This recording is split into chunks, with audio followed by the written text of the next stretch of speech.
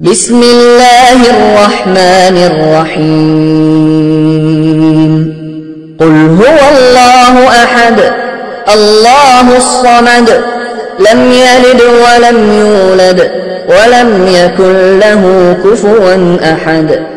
آپ نے ابھی تک ہمارا چینل سبسکرائب نہیں کیا تو اسے سبسکرائب کر لیجئے اور بیل کے آئیکن کو پریس کیجئے تاکہ ہر آنے والی نئی ویڈیو کا نوٹیفیکیشن آپ کو مل سکے۔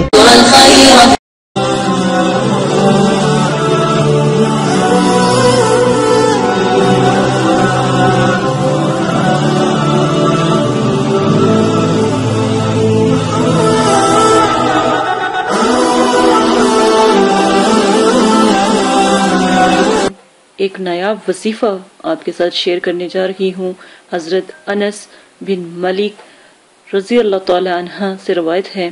کہ حضور کریم صلی اللہ علیہ وآلہ وسلم نے ارشاد فرمایا کہ جب تو سونے کا ارادہ کرے تو سورہ فاتحہ اور سورہ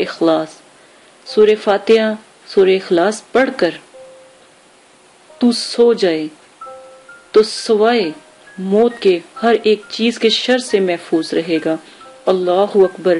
چھوٹی سی دونوں صورتیں ہیں، ایک پہلے پارے کی صورت ہے سورہ فاتحہ، قرآن پاک کی شروع کی صورت سورہ فاتحہ، اور دوسری قرآن پاک کی آخر کی صورت قل هو اللہ احد اللہ الصمد، اور پہلی صورت سورہ فاتحہ الحمدللہ رب العالمین، یہاں سے شروع ہو کر آمین تک آپ پڑھیں گے تو انشاءاللہ اللہ کے حکم سے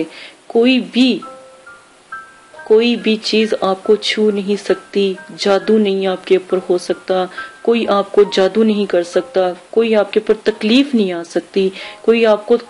یقین مانے کہ کسی نے قتل کا ارادہ بھی آپ کا توبہ نعوذ باللہ کیا ہو تو آپ آنکھوں سے اوجھل ہو جاؤ گے،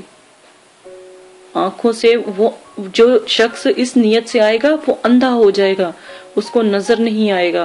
آپ لازماً یہ عمل کیجئے گا انشاءاللہ۔ میرے نبی پاک صلی اللہ علیہ وسلم کا فرمان ہے تو پتھر پر لکیر ہے، اس شخص کو صرف موت ہی آ سکتی ہے، باقی دنیا کی کوئی چیز اس کو چھو تک نہیں سکتی۔ سوتے وقت اگر آپ چھوٹا سا یہ عمل کر لیں، سورہ فاتحہ کا اور سورہ اخلاص ایک مرتبہ بس آپ پڑھ لیں تو سوتے میں آپ کو کوئی چیز نقصان نہیں پہنچائے گی، اس کے قریب تک نہیں آئے گی۔ خدا نخواستہ جیسے بہت سے علاقوں میں حشرات ہوتے ہیں، سانپ بھی ہوتے ہیں، جیسے سندھ کے علاقے میں سانپ ہوتے ہیں،